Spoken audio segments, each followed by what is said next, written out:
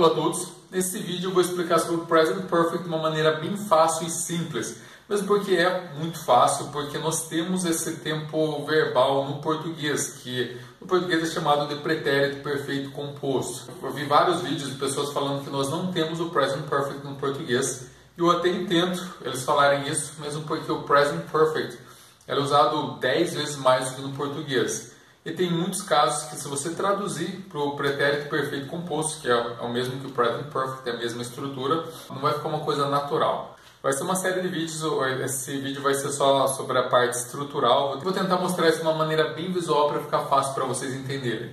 De uma forma bem resumida, então, o Present Perfect seria o que? O pronome, o verbo auxiliar ter e o particípio. Para quem não sabe o que é particípio, no português são todos os verbos que terminam em ido e ado. Então, trabalhado, jogado, assistido. O bom do inglês é que todos os verbos regulares, o passado e o particípio, têm a mesma forma. Então, um exemplo do trabalhar, né? Trabalhar, trabalhei, trabalhado. O trabalhei e trabalhado é a mesma coisa. Então, se eu falar eu trabalhei ou eu tenho trabalhado, é a mesma palavra. Então, fica muito mais fácil para a gente. Se você ver a estrutura do Present Perfect, tanto no português quanto no inglês, você pode perceber que é a mesma coisa. Então, o particípio não muda. O que vai mudar mesmo é o pronome e o verbo auxiliar ter, que no inglês são só duas variáveis, que é o have e o has. O has seria só para encher it. Então são só dois verbos que temos que guardar no inglês. No português é muito mais complexo, nós temos 6 variações. Apesar que eu acredito que na grande maioria do Brasil não se usa mais o tu e o vós, nós substituímos por você e vocês. Então aqui nós temos praticamente 4 variações, ou 3, se não contarmos o acento circunflexo. O que você tem que ter cuidado são com os verbos irregulares. O verbo irregular eu vou dividir em 3 formas para ficar muito mais fácil para você entender. Então temos os verbos irregulares, onde o passado e o particípio têm a mesma forma. Temos os verbos regulares, onde o presente, passado e particípio são 3 formas diferentes, que nem o português. E também temos um grupo de verbos regulares, onde o presente, o passado e o particípio têm a mesma forma, então não muda. Para ficar muito mais fácil de entender, vamos tentar mostrar de uma maneira visual. Vamos começar com os verbos regulares, onde o passado e o particípio são os mesmos. Então aqui nós temos o work, worked, worked. Então trabalhei, trabalhado, a mesma coisa. Então, independente se você usar o passado ou o particípio, é a mesma coisa porque é a mesma forma. Então fica I have worked a lot lately.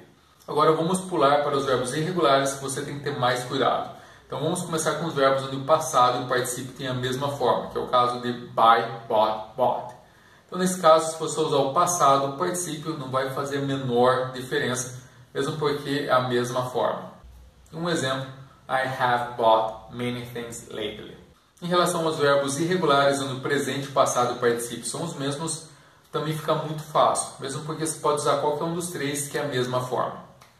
Nesse caso fica I have cut a lot of bread lately. Ou seja, eu tenho cortado muito pão ultimamente. Em relação a esse terceiro tipo, que você tem que tomar bastante cuidado, porque você tem que usar a terceira coluna, mesmo porque o presente, o passado e o particípio são diferentes.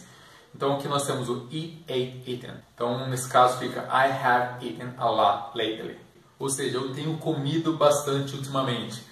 Se você usar o verbo errado, usar o passado, vai ficar esquisito. A mesma coisa que um americano viesse aqui e falasse eu tenho comi muito ultimamente. Ou usar o presente, eu tenho como muito ultimamente. Ou eu tenho comer muito ultimamente.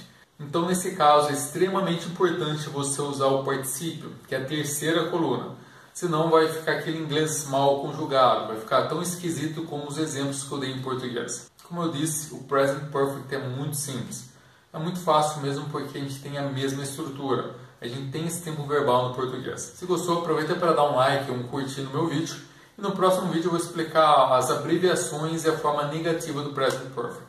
Obrigado por ter assistido até o final e até o próximo vídeo.